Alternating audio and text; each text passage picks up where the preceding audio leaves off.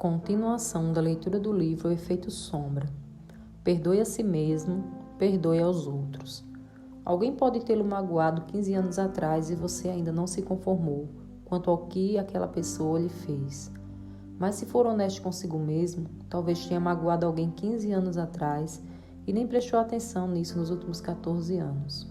Somos mestres em ver o que os outros nos fizeram, mas nem tanto ao olhar o que talvez tenhamos feito aos outros.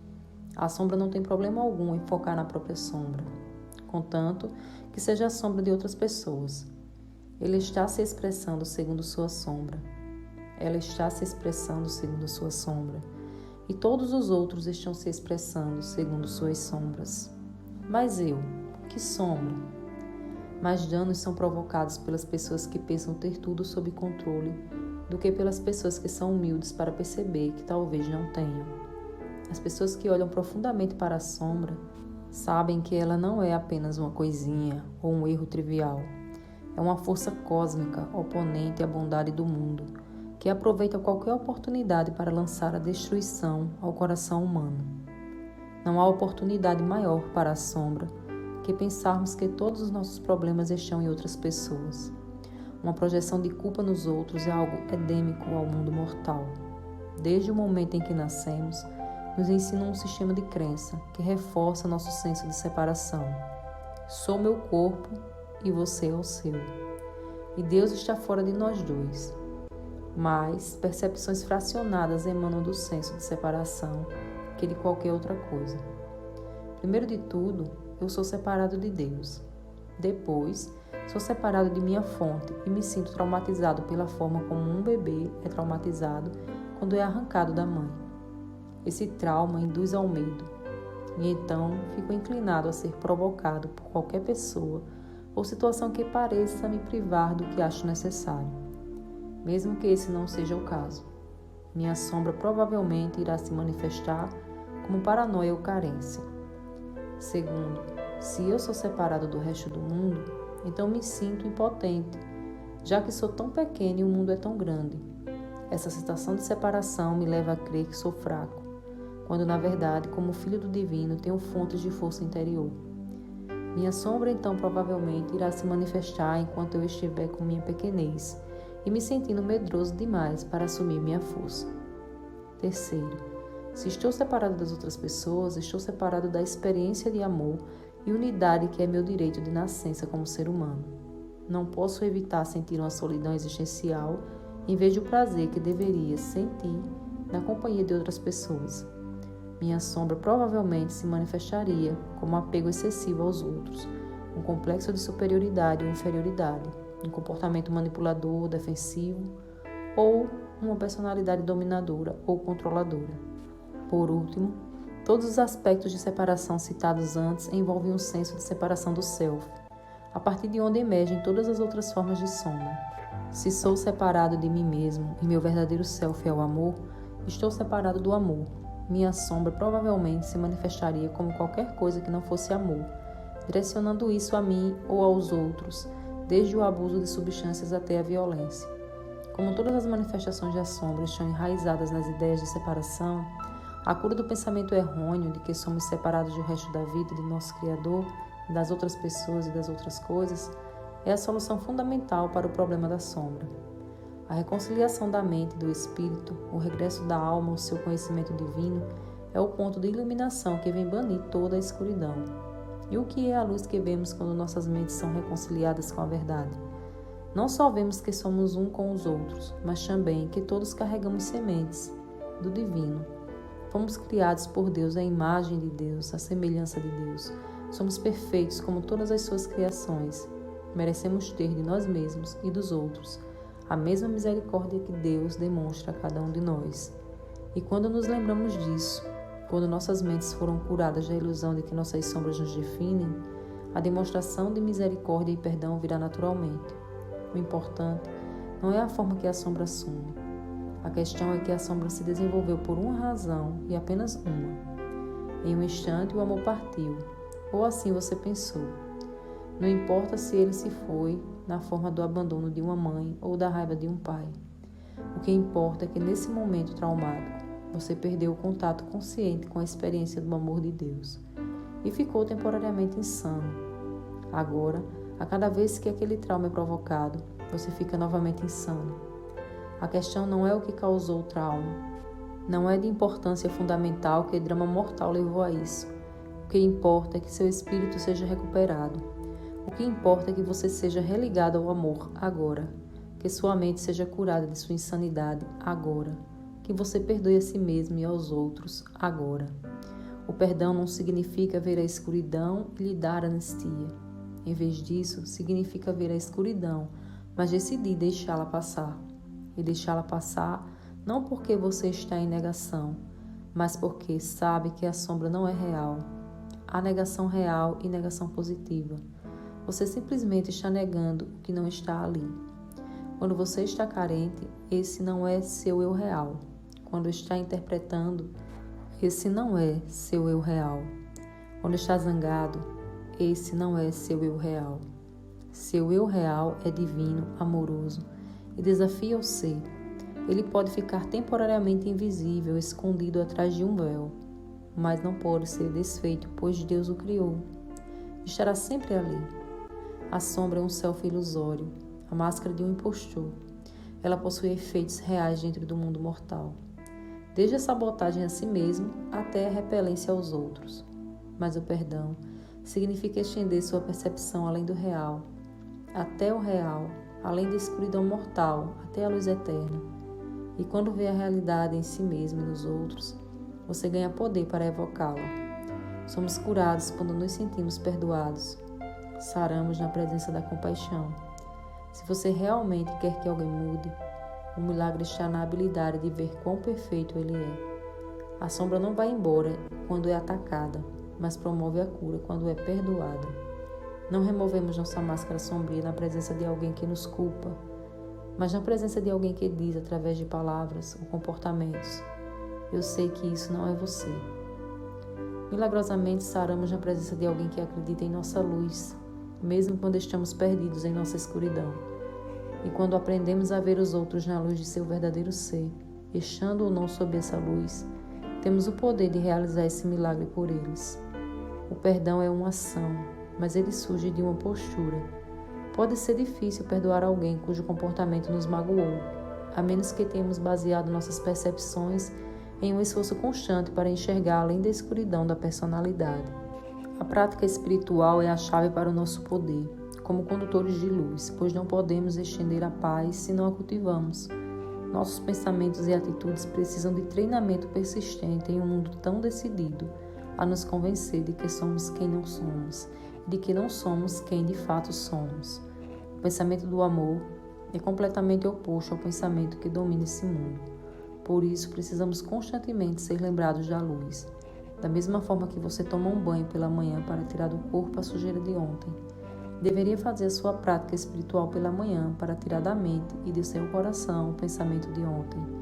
O mundo está constantemente nos atraindo a pensamentos de medo, ataque, defesa, raiva, julgamento, etc., em vez de amor. Ele constantemente tenta nos convencer de que a sombra é real e a luz não é. Fulano é um babaca, a culpa é dele. Fulano é culpado. Ou ao contrário, eu sou um babaca, a culpa é minha, sou culpado.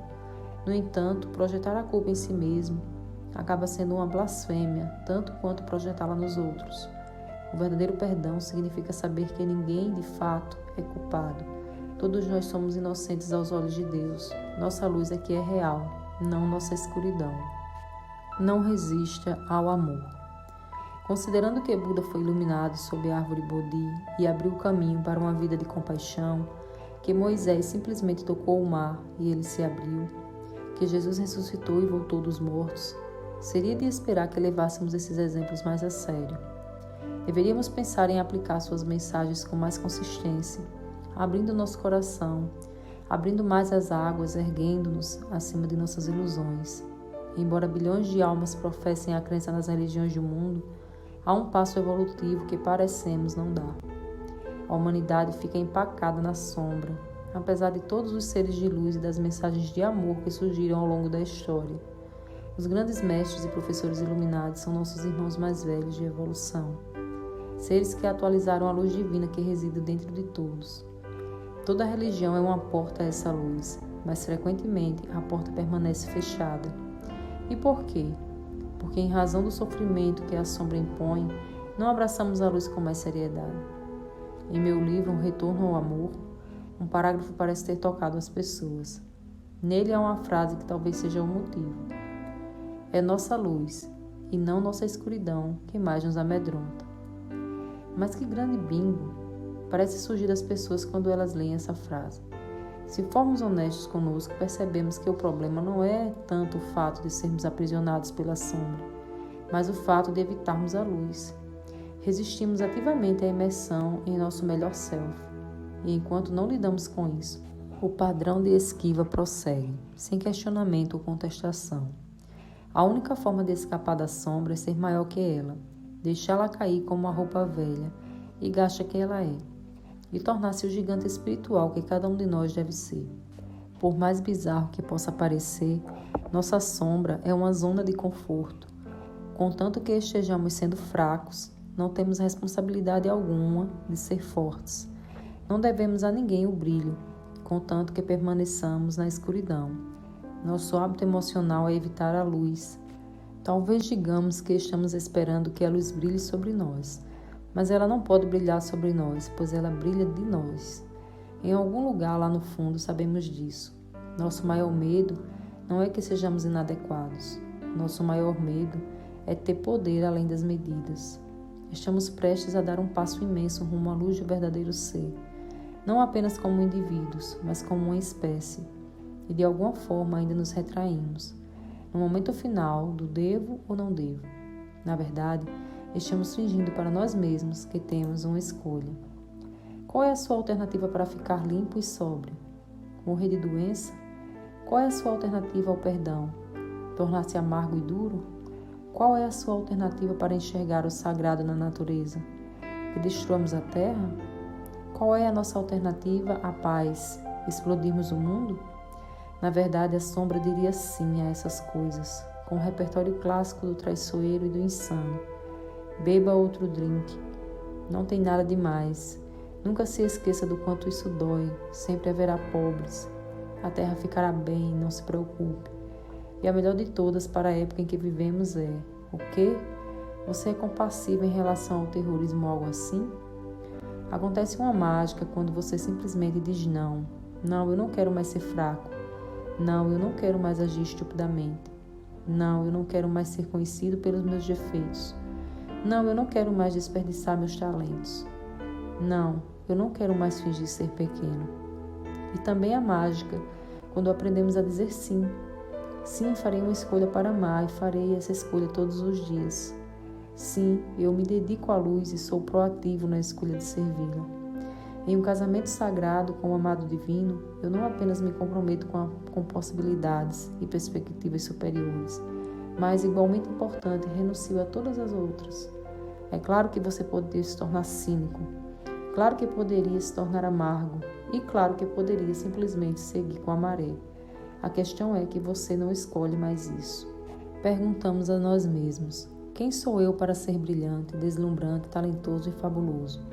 Na verdade, quem é você para não ser? Você é um filho de Deus. Interpretar um papel pequeno não serve ao mundo. Não há nada de iluminado em se encolher para que os outros não se sintam inseguros perto de você. Nascemos para tornar manifesta a glória de Deus que está dentro de nós. Não apenas em alguns de nós, mas em todos. E ao deixarmos brilhar nossa luz, inconscientemente damos às outras pessoas a permissão para fazerem o mesmo. Ao sermos libertados de nosso medo, nossa presença automaticamente liberta os outros. Chegamos a um ponto onde a humanidade viajará para uma direção ou outra. Estamos sendo forçados a escolher um caminho de medo ou amor. Estamos nos deslocando em direção à escuridão ou à luz. Sabemos o que o caminho do medo oferece. Se os pensamentos de ataque alcançam um nível suficientemente alto, digamos algumas centenas de bombas nucleares lançadas ao redor do mundo, a insanidade da sombra finalmente seria saciada, pois então tudo seria escuridão.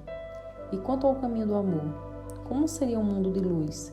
Será que nossos olhos físicos poderiam ver tudo isso? Uma vez tive um sonho que jamais esquecerei.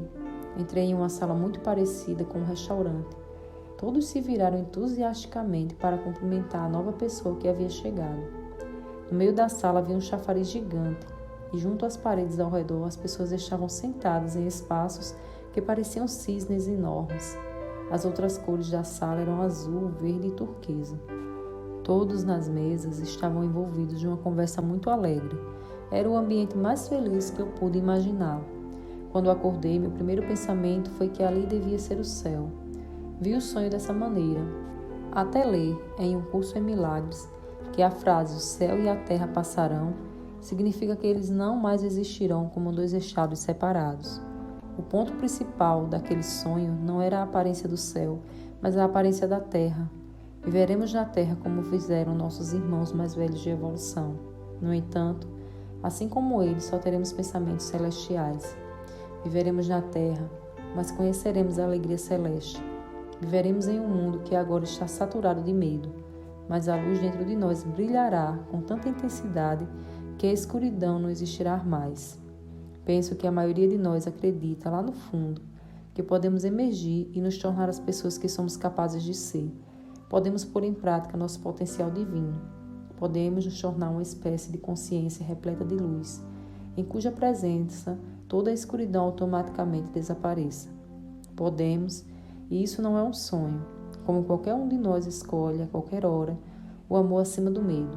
Acrescentamos uma grande onda de amor que está lavando o mundo, mesmo agora, pelo bem dos recém-nascidos e a exuberância do novo amor, pela glória da natureza e a maravilha dos animais, pela misericórdia de Deus, pelo bem de nossos netos, para honrar e preservar o pôr do sol.